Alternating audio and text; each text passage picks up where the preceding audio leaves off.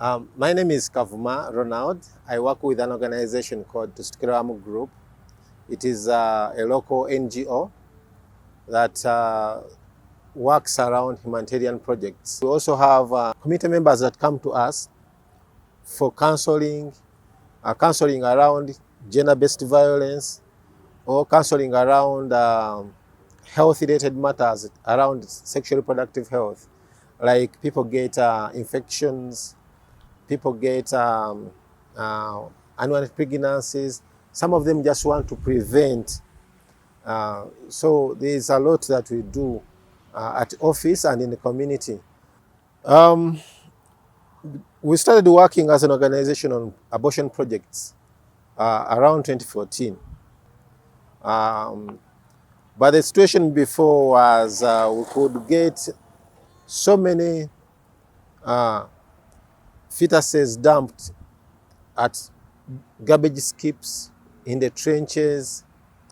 We have a problem of flooding here where somebody would maybe abort and dump the fetus somewhere, expecting the floods to come and take it away. But if it doesn't, then you are able to see it. So we had so many of such cases. Then we also have the issue of rural-urban migration. We are centrally located here. It is a bit strategic. There is cheap food, cheap accommodation. So people who come in here find they can easily get food, jobs. Recreation is so much here. People party from Monday to Sunday.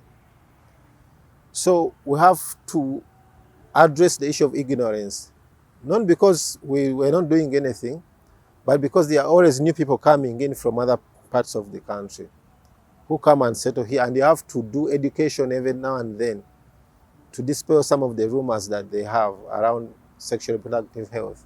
And when you look at the period from 2014 to date, we have had some significant decrease in the number of fetuses that are dumped due to unsafe abortions.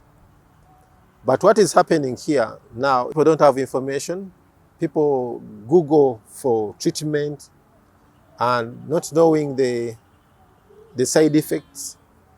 So you find there is a lot of self-medication done physically, or maybe a friend or a peer goes and Googles somewhere and they get some information on how to terminate pregnancies, but they don't know the right medication to use. So they use the wrong medication and they get more problems. First of all, the word abortion itself is scary to so many people around here. When you mention the word abortion, they look at you, they label you as a murderer, they see you as somebody who is unholy.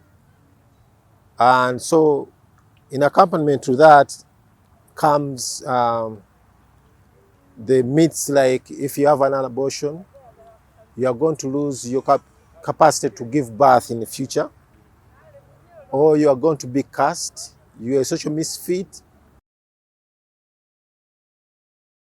The most common one that is cheap, actually it is free of charge here.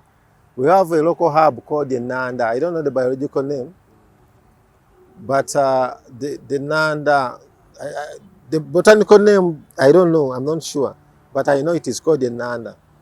They extract the sap from it and they push it inside, which causes the cervix to open and everything inside the uterus comes out.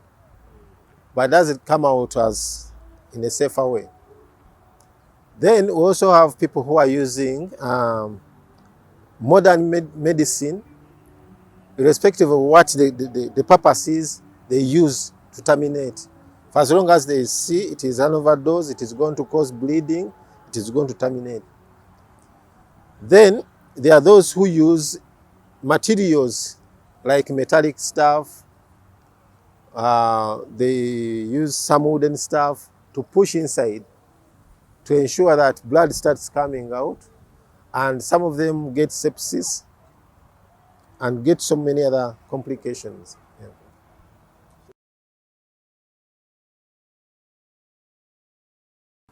I would say like any other health issue. I personally think that abortion is health care. People should have the right to choose when to have an abortion. It makes it very safe.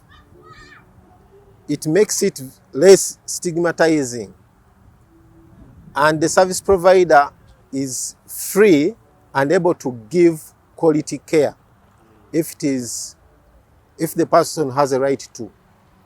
But here in Uganda, we have issues around regulation. We need a regulation from the government because the current situation, it talks more of the punishment and more of the liberty being left to the service provider to decide whether a woman should have an abortion or not.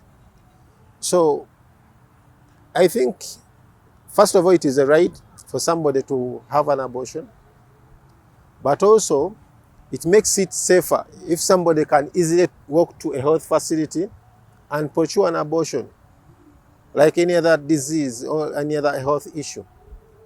It makes it easier and less tense. But if you have regulations around it, people will go in hiding. That is why we have more of unsafe abortions happening, because people terminate in hiding using unsafe methods.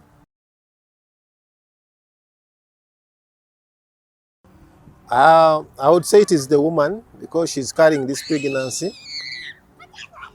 But you find instances where the parent dictates where and how this girl is going to procure an abortion from.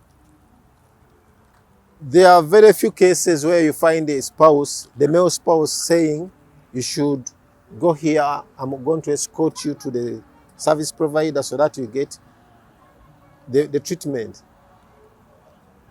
Because most men just give you the money, they don't want to know what happens to you afterwards. All they want to know is that you are better and ready to have sex again with them. So you find in most cases, it is the woman, it is the girl that is suffering with the burden of deciding whether to keep the baby or not.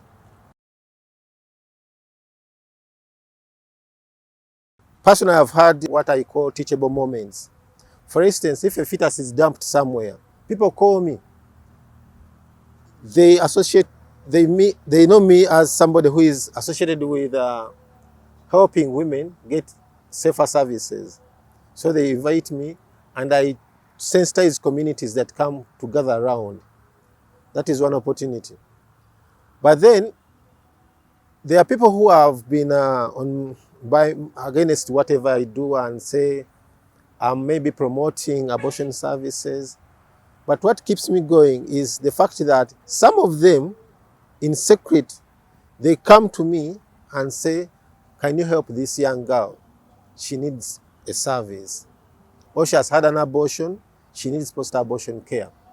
But I have to reflect back to them and say, there was a time you used to say, I was promoting.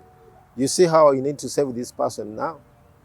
So we use such scenarios to sensitize, and it keeps me going. Basically, major reason is it is a reason that is not a rumor, but it is here with us in the communities. People know it is happening, and so many people are dying, yeah, including people who think abortions are a way of doing contraception. There is a case around of a 16-year-old child who decided to go for sex work because the parent had lost a job, the mom, the dad, and the siblings were suffering with what to eat. So she decided to go and do sex work so that she could get money and buy food at home. She ended up getting pregnant. She terminated using unsafe methods. By the time they brought her to our offices, she was becoming septic. Septic. And we had to come in and save the situation. We also had cases about government had diverted all the other health care. They had neglected it too and putting much focus on COVID. So there were issues around contraception. We had stockouts. Much as the person wanted to prevent the pregnancy, they didn't have any options. So they ended up getting pregnant.